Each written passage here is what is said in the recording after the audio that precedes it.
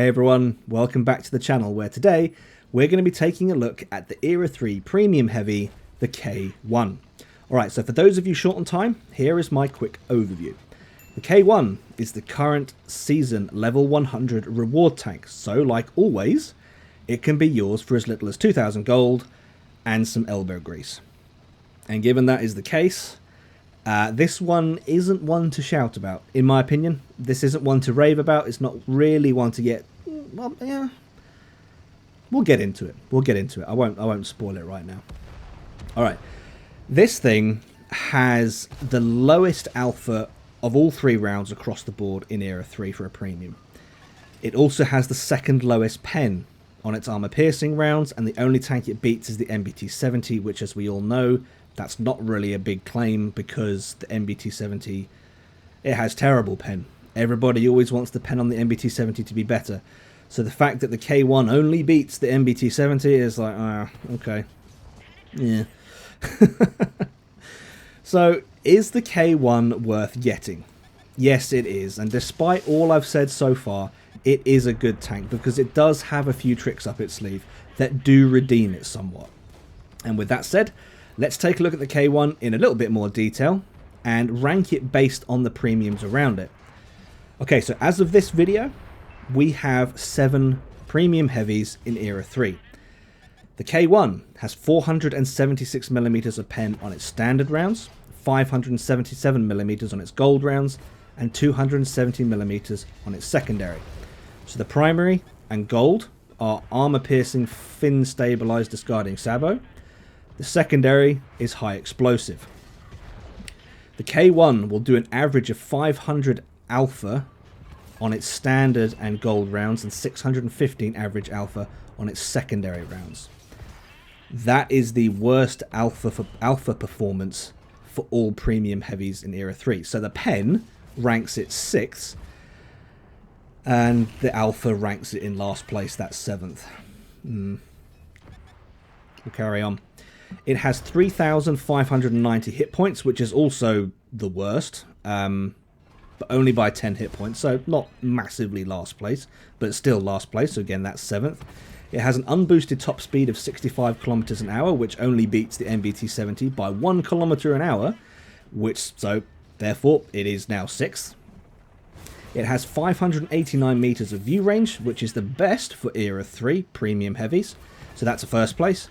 473 meters of moving concealment and 477 meters of still concealment, which is also pretty good.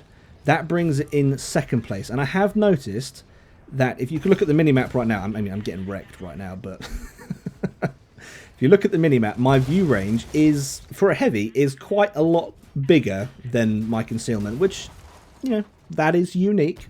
That is unique for a heavy. So, you know, maybe that's of interest to you. I don't know. Alright, let's carry on. The K1 has the highest DPM in Era 3 for its Era 3 heavies, coming in at 5,325. I forgot to mention the moving and still concealment ranks it 2nd, by the way. So yes, the DPM ranks it 1st. That is a very, very high DPM value, and that value will only get higher with a good crew and equipment. So that's another first for the K1, but I'll list that one. If we were to leave it there, though, you might just think, well, yeah, K1, yeah, it's got some good things, it's got some terrible things. So yeah, and that's exactly it's sort of what I feel about this tank. It's just, But this is where the little caveats for this tank come in. This is where the unique aspects for this tank come in, and you're going to see me utilize it just here. This tank is the first tank in Era 3 to feature the auto siege mode, which disengages at 25 kilometers an hour. So if you're 25 kilometers an hour and slower, the auto siege mode is active, you can get the gun depression. If you're faster, you can't. But what is the gun depression value? Well, hold on to your chairs, everybody. Strap in. The gun depression value for this tank is 19 degrees of gun depression. Yeah, I said that right. 19 degrees. Oh, I'm getting choked up just saying it. Oh, 19 degrees. Yes, 19 degrees of gun depression. That is an insane value. And combine that with some pretty decent turret armor, well, you've got a very good hull-down vehicle. The only downside, and we've covered this already, you can have the best DPM in the game.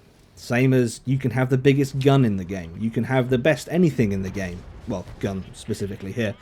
But if you can't hit the target, or if you can't pen the target, your DPM means absolutely nothing. And as we've established, the alpha on this gun is the worst.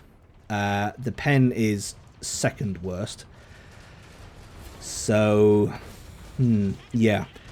Even if you were to spam just gold ammunition, even if you were to spam that, you're still your penetration is still worse than the Object 490 and the piece cells firing their standard rounds. So your gold doesn't even beat their standard. Nice to see a weasel get rammed there. I like that. Haha. The weasel's getting checked. I love it. Anyway, this isn't about the weasel. But this thing is only 2,000 gold.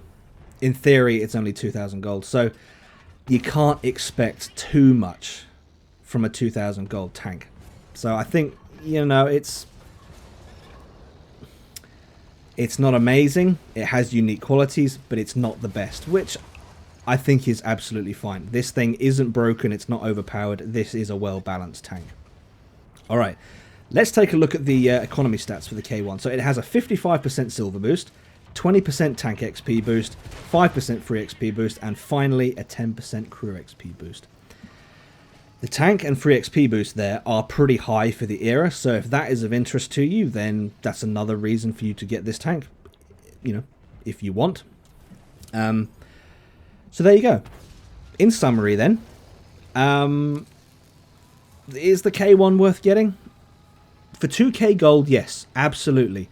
The gun performance might be poor, but the turret armor and the gun depression are amazing. You've got the auto siege mode, which is unique. And I can understand that that would be a unique selling point for a lot of people. And if that's what you're interested in, then yeah, you would not be let down by getting this tank at the moment. Outside of the season, though, it'll cost you between 14,000 and 17,000 gold, which is quite a lot. And for that price, I would be hard pushed to say it's worth it. You would need to be very, very much interested in the uniqueness of this vehicle and its history, its real-world relevance, to spend that much.